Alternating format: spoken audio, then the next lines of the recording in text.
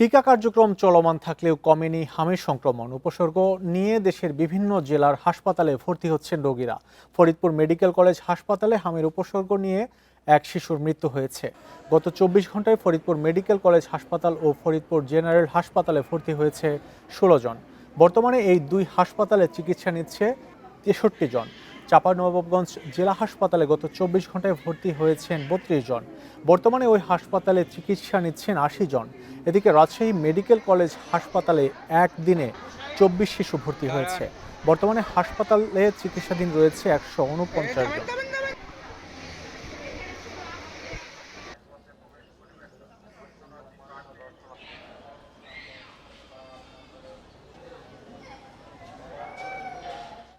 হামের প্রকোপ নিয়ে আরো জানবো। ফরিদপুর থেকে যুক্ত হচ্ছেন সহকর্মী SM মাসুদুর রহমান। মাসুদ, একটু জানাবেন, আজ তো হামের উপসর্গ নিয়ে ফরিদপুরে একজনের মৃত্যুর খবর দেখলাম। এখন পর্যন্ত কতজন হাম বা হামের উপসর্গ নিয়ে ফরিদপুরে মারা গেছে, আর প্রকোপ দিন দিন বাড়ছে কিনা?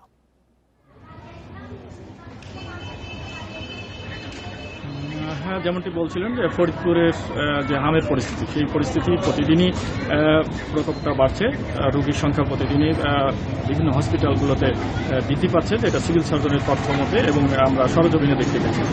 ফরিদপুরে এখন পর্যন্ত 5টি শিশু মারা গেছে, যেখানে মাদারীপুরের 2 জন এবং রাজবাড়ী, ফরিদপুর এবং গোপালগঞ্জে 1 জন করে, এবং প্রতিটি শিশুই 8 মাসের নিচে বয়সে শিশুগুলো আমরা দেখতে পেয়েছি মারা গেছে। এই তথ্য নিশ্চিত করেছেন ফরিদপুর জেলা সিভিল সার্জন অফিস থেকে। আর প্রতিদিন যে হার ভর্তির প্রকোপটা আমরা ফেব্রুয়ারিতে না থাকলেও মার্চ মাসের মাঝামাঝি থেকে প্রথম সপ্তাহ পরে থেকে এই হামে আক্রান্ত, হামের উপসর্গ নিয়ে বিভিন্ন জেলা থেকে এই ফরিদপুর মেডিকেল কলেজ হসপিটালে সবচেয়ে বেশি রোগী ভর্তি হচ্ছে। আর যদি বলি বিভিন্ন উপজেলার যে 8টি আমাদের 9টি উপজেলা আছে, সেই 9টি উপজেলার যে স্বাস্থ্য কমপ্লেক্সগুলো, সেখানে হামের সাসপেক্টেড রোগী শিশুরা যদি দেখা যায় তাদের অবস্থা খারাপ এবং গুরুতর, তখন তাদেরকে ফরিদপুর মেডিকেল কলেজ হাসপাতালে পাঠানো হচ্ছে। এই এখন যে ফরিদপুরের মোট 63 জন রোগী ফরিদপুর মেডিকেল এবং জেনারেল হাসপাতালে ভর্তি আছে।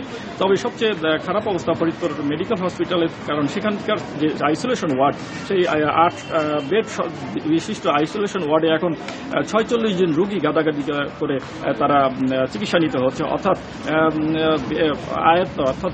ওই রুমের যে ব্যবস্থা, তার চেয়ে 4 থেকে 5 গুণ রোগী সেখানে চিকিৎসা নিতে হচ্ছে। যেহেতু এটি ভাইরাসে আক্রান্ত এবং সংক্রামক রোগ, যে কারণে অন্যান্য শিশুরাও এই প্রকোপের হতে পারে বা তারা আতঙ্কে রয়েছে তার পরিবারগুলো।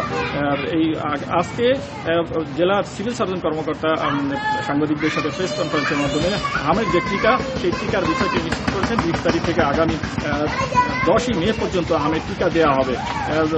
ডাক্তাররা এবং বিশেষজ্ঞ চিকিৎসক বলেছেন শিশু বাচ্চাদের যদি জ্বর, কাশি এই ধরনের কোনো উপসর্গ আসে এবং গায়ে যদি র্যাশ বা ঘামাচির মতো লাল দেখা যায়, তাহলে দ্রুত স্থানীয় হসপিটালগুলোতে আসার জন্য পরামর্শ দিয়েছেন।